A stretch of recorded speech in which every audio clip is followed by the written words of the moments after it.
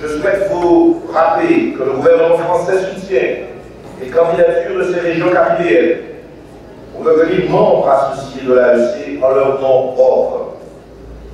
La Guadeloupe et la Martinique, ici présentes, ont déjà fait connaître leur volonté d'engager des négociations avec l'association. Les autorités appuient pleinement cette démarche qui font de la volonté de ces régions de s'insérer dans leur environnement régional et de participer au devenir commun de leur bassin historique, géographique, culturel et économique. Ces régions participent déjà activement, avec assiduité, aux travaux des comités spéciaux.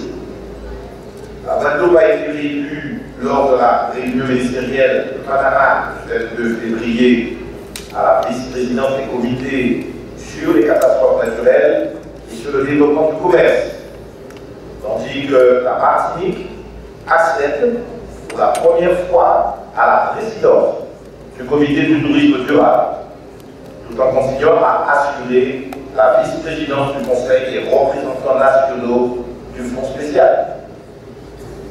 Je souhaite ardemment, au nom de la France, que l'ensemble des membres de l'association apportent leur soutien à ces deux régions françaises qui ont fait le choix d'assumer avec sérénité leur triple identité française, caribéenne et européenne. Nous comptons sur la détermination du secrétaire général de l'AEC pour faire aboutir dans les meilleurs délais les démarches d'adhésion en cours. La Caraïbe fait partie des nations géographiques qui présentent un fort potentiel de croissance. La France souhaite que ces territoires d'outre-mer puissent être le point d'ancrage d'un réseau de coopération reconstruit et renouvelé, non seulement dans la Caraïbe, mais dans tous les océans où nous sommes présents. Nos territoires d'outre-mer, le président François Hollande, on a la conviction, peuvent contribuer à accroître l'efficacité des politiques publiques en faveur du développement des pays qui les ont, de façon pragmatique. C'est aussi une condition du développement des outre-mer français. Sans sous-estimer les freins et les obstacles, le co-développement doit devenir une réalité pourvu qu'il soit le fondement d'une relation gagnant-gagnant.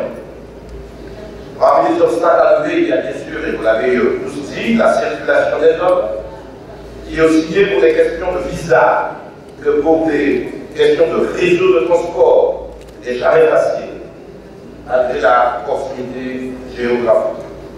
La Guadeloupe et la Martinique, avec Haïti, la République dominicaine, mais aussi la Dominique et Trinidad et Tobago, la Guyane avec le Suriname, le Guyana, le Brésil, ce sont là des liens privilégiés que nous voulons renforcer par des actions concrètes.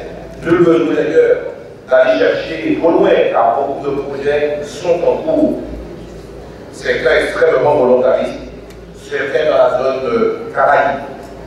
Que ce soit pour s'approvisionner en carburant dans l'environnement géographique, ou nouer des relations commerciales, plutôt des biens et des services, mais aussi de l'économie du savoir, ou de celle de la transmission énergétique, qui sont des enjeux majeurs aux outre-mer.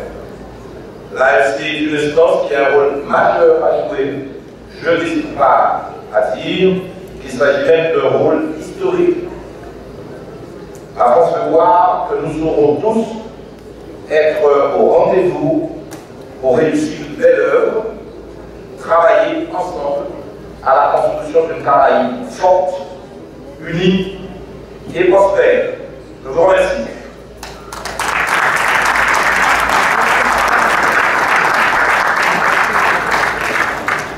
Merci, ministre Victorin Lurel. Merci pour votre présence. Merci pour vos mots gentils à l'égard d'Haïti. Merci de comprendre, de défendre la volonté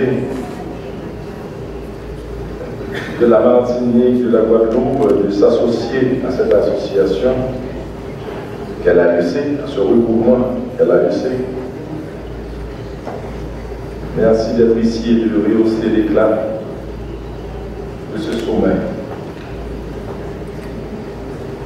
Nous allons maintenant, je saisis aussi l'opportunité, Monsieur le ministre, pour vous remercier pour l'assistance que vous apportez à Haïti, assistance très importante. Merci encore. Nous allons maintenant accorder la parole à la délégation du Costa Rica,